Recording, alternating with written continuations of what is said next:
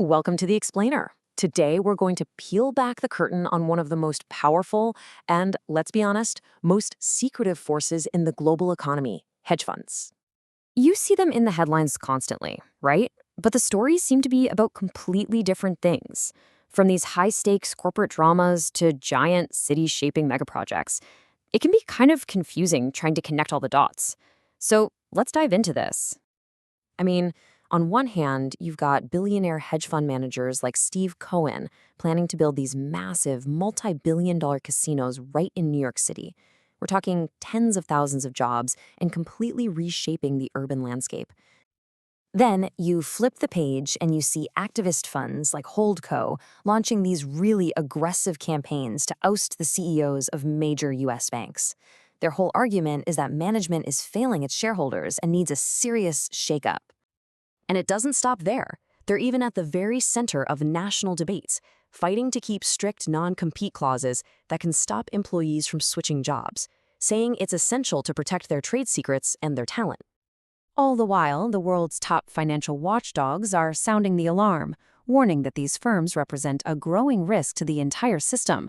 So, what in the world are these entities that can build cities, fire CEOs, and worry central bankers all at the same time? Okay, so to really understand their impact, we first need a clear definition. Because, despite the name, it's not always about hedging or reducing risk. Sometimes it's the exact opposite.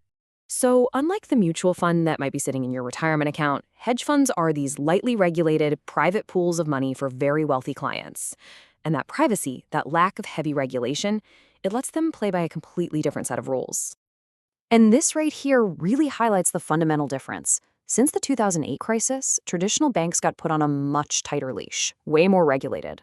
But in that same period, hedge funds, which are part of this group called non-bank financial intermediaries, or NBFIs, they have just exploded in size, operating with so much more freedom and, frankly, secrecy. All that freedom allows them to chase strategies that can generate absolutely huge returns, but they also carry immense risk. So let's look at two key plays from their playbook that really explain why they are so often in the news. First up, there's activism. Some funds, like Holdco, they buy up large stakes in public companies specifically to force major changes. They really see themselves as corporate watchdogs, believing that the existing management is failing shareholders and needs to be held accountable, sometimes by pushing for a sale of the entire company. But their most controversial and maybe most powerful strategies happen deep within the plumbing of the financial markets, and they're all powered by massive, massive amounts of borrowed money. That's what we call leverage. Now, this might look complicated, but the idea is actually pretty simple.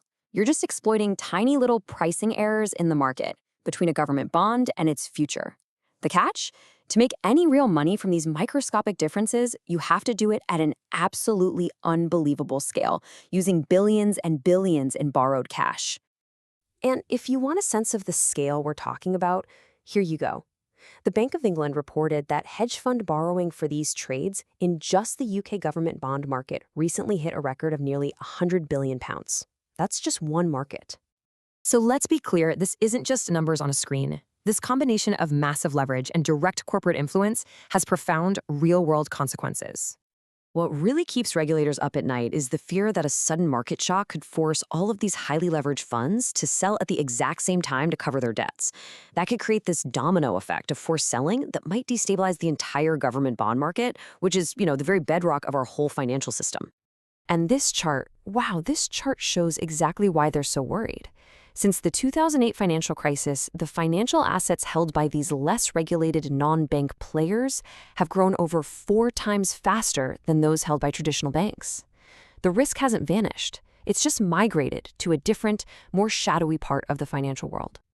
So their impact now stretches far, far beyond the trading floors. We've seen how they're directly messing with corporate strategy, physically reshaping our cities, and even affecting your ability to get a new job. They are truly global players, moving huge operations to new financial centers just to maximize their edge. And this brings us right to the central conflict that's playing out as we speak, this big standoff between these financial titans and the global regulators who are tasked with preventing the next financial crisis. On one side, the industry argues it plays a vital role, right? They say they make markets more efficient and hold bad management accountable. But on the other side, regulators see a disaster just waiting to happen. They're warning that some funds can borrow against assets with basically zero money down, a practice called zero haircuts, letting them take on virtually unlimited leverage with other people's money. And this warning, coming from the world's central bank for central banks, it's about as stark as it gets. The kind of instability that caused the 2008 crisis, it hasn't disappeared. It's just moved to a less regulated, more opaque corner of the financial system. Which leaves us with this really critical question for the future of our economy. Are these firms just innovators driving efficiency and accountability, or are they taking risks that are so large they could bring the whole system crashing down with them? The answer is going to define where modern finance is headed next.